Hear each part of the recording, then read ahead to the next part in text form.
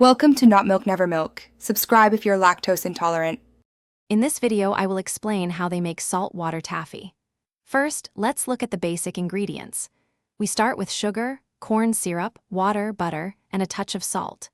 These are combined and cooked in a large kettle to a precise temperature, typically between 250 and 254 degrees Fahrenheit.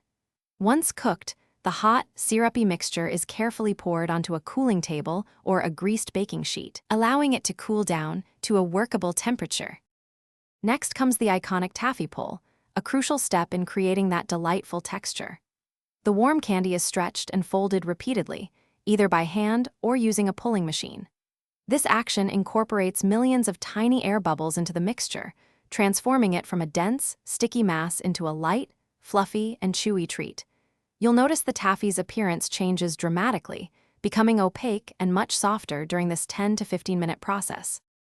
Once the taffy has been properly pulled and aerated, it's time to add the delicious flavors and vibrant colors.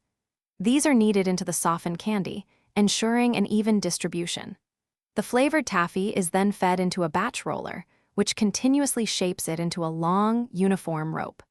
This rope then moves to a cutting machine, which precisely cuts and individually wraps each bite-sized piece. Some machines can cut and wrap 300 to 400 pieces every minute.